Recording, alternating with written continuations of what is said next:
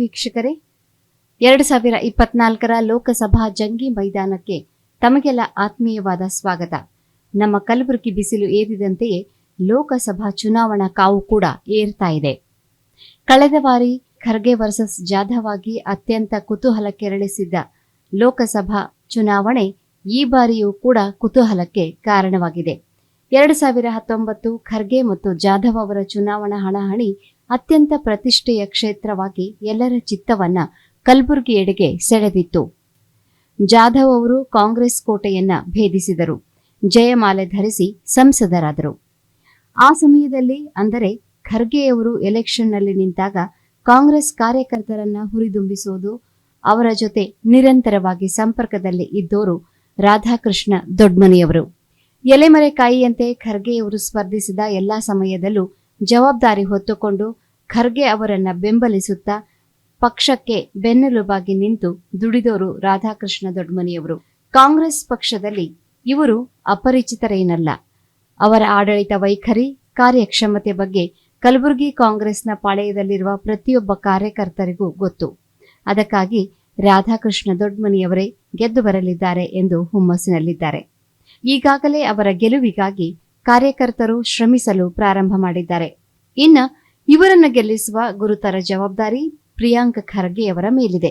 ರಾಧಾಕೃಷ್ಣ ದೊಡ್ಮನಿಯವರು ಪಕ್ಷವನ್ನ ತಳಮಟ್ಟದಿಂದ ಎತ್ತುವಲ್ಲಿ ಶ್ರಮಿಸಿದವರು. ಇವರನ್ನ ಹಿನ್ನೆಲೆಯ ತಂತ್ರಜ್ಞ ಅಂತಾನೂ ಕರೀತಾರೆ.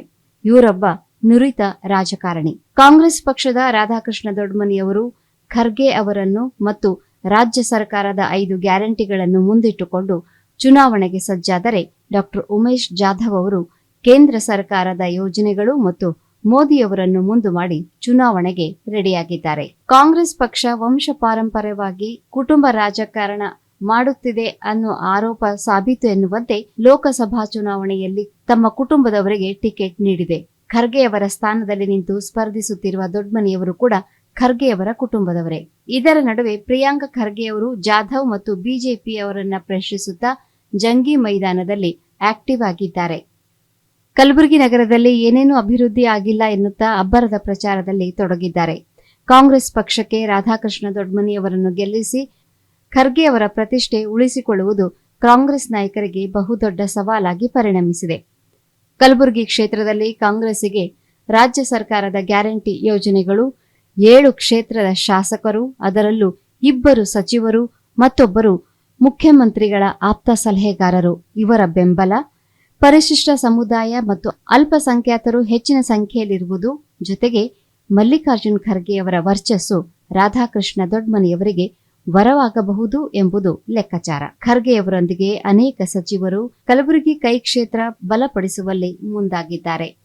ಜಿಲ್ಲೆಯ ಸಚಿವರು, ಶಾಸಕರು, ಕಾರ್ಯಕರ್ತರು ಒಟ್ಟಾಗಿ ಅವಿರತ ಪ್ರಯತ್ನ ಮಾಡಿದಲ್ಲಿ ರಾಧಾಕೃಷ್ಣ ದೊಡ್ಮನಿಯವರನ್ನ ಗೆಲ್ಲಿಸಿ ತಮ್ಮ ಹಿಂದಿನ ಸೋಲಿನ ಕಹಿಯನ್ನ ಮರೆತು ಸಿಹಿ ಹಂಚಲು ಮುಂದಾಗಬಹುದು.